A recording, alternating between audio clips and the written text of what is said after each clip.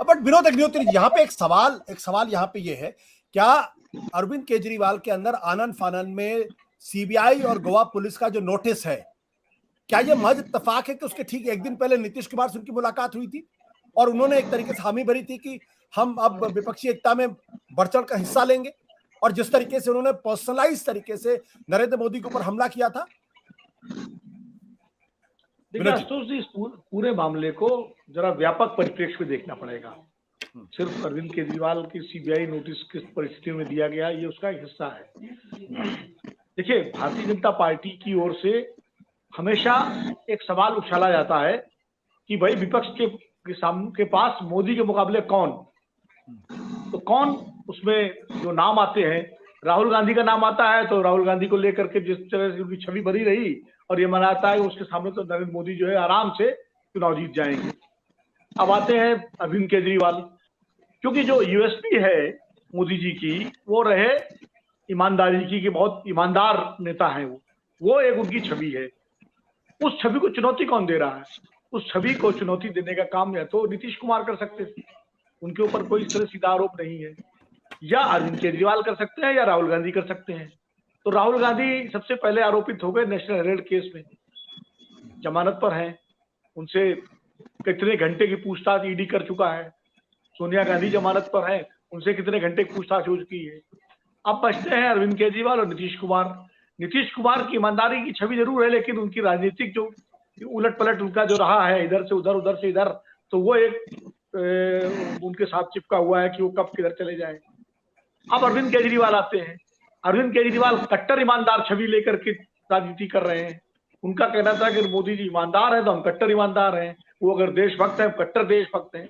अब इस कट्टर ईमानदारी की छवि जो है वो शराब घोटाले से पूरी तरह से टूट रही है, और उसी कड़ी में नीतीश कुमार और अरविंद केजरीवाल की मुलाकात से पहले ही आशंका थी कि उनको सीबीआई और ईडी बुलाएगी, पूछताछ करेगी, और ईडी ने तो नहीं, लेकिन सीबीआई ने उनको समन भेज दिया, बुला लिया। तो कहीं ना कहीं सारी चीजें जुड़ी हुई हैं। और एक चीज बता दूं आशुतोष जी, देखिए भारतीय जनता पार्टी, उर्मिलेश जी इसके ज्यादा गवाह हैं क्योंकि ये पटना में रहे हैं, भारतीय जनता पार्टी कानून को एक हथियार के रूप में इस्तेमाल करने में बहुत सिद्धहस्त है।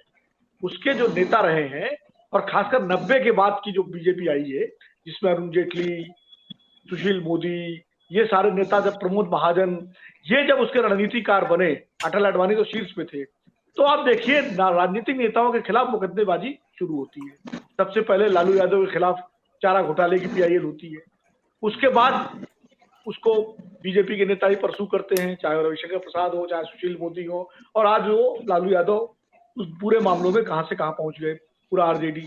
इसी तरह जो है आप देखिए, जब अरविंद केजरीवाल बोले तो मानहानि का मुकदमा अरुण जेटली ने किया उनके ऊपर, नितिन गडकरी ने मुकदमा किया मानहानि का उनके ऊपर, अकाली दल ने किया मानहानि का मुकदमा। यानी लॉ लीगल कोर्स में कैसे अपने सामने वाले को उलझाया जाए, फंसाया जाए, इस मामले में बीजेपी के लोग सिद्धहस्त हैं। और अब तो सरकार है उनके पास, देश की सरकार है, कई राज्यों में सरकार है, तो इसलिए अब राहुल गांधी वो उस लीगल उसमें मानहानि वाले में फंस गए। वरना ऐसे भाषण तो इस देश में सैकड़ों और जाने कितने हर नेता ने दिए हैं, लेकिन कभी कोई किसी खिलाफ जो है अदालत में नहीं गया, लेकिन अब अदालत में जाने का ट्रेंड शुरू हो गया। तो कानून को किस तरह से इस्तेमाल करके सामने वाले को चित किया जाए, सामने वाले को घेरा जाए, इस मामले में मौजूदा जो भारतीय जनता पार्टी है वो सिद्धहस्त है। और इसीलिए अरविंद केजरीवाल राजनीति, अभी आनंद वर्धन जी कह रहे थे कि जिस तरह की चुनाव व्यवस्था है उसमें जो है इस तरह का पैसा जरूरी है। खैर ये कोई जस्टिफिकेशन नहीं है किसी का, चाहे वो बीजेपी हो, चाहे कांग्रेस हो, चाहे आम आदमी पार्टी हो, कि चुनाव व्यवस्था ऐसी है कि तो हमको पैसा लेना है। अब पैसा लिया गया कि नहीं लिया गया है, जांच और अदालत के फैसले के बाद पता लगेगा। लेकिन एक मामला, एक आरोप लग गया उनके ऊपर, आरोप लग गया।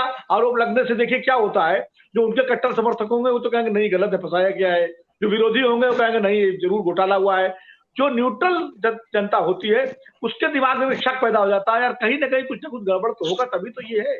तो एक तरह से सामने वाले की छवि जो है उसको खंडित करने के लिए आरोपों का पूरा सिलसिला होता है। और अब विपक्षी एकता की जहां तक बात है, जिस तरह से तेजी आई है विपक्षी एकता में सबसे बड़ी बाधा अरविंद केजरीवाल को ही माना जाता है कि वो अपनी अलग खिचड़ी पकाएंगे, वो कांग्रेस को परेशान करने के लिए राजस्थान में भी लड़ेंगे, कर्नाटक में भी लड़ेंगे, यहाँ भी।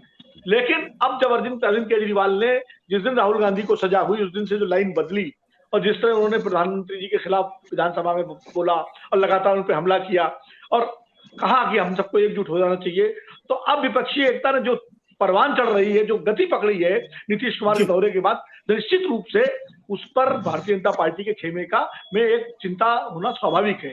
और इसीलिए, लेकिन मुझे लगता है कि इस तरह के नोटिस, इस तरह के संबंध शायद विपक्षी एकता की जो प्रक्रिया है उसको कहीं और तेज न कर दें। कई बार क्या होता है, जब संकट बढ़ता है तो फिर गोलबंदी भी बढ़ती है, तेज होती है। सत्य हिंदी का ऐप डाउनलोड करें गूगल प्ले स्टोर पर।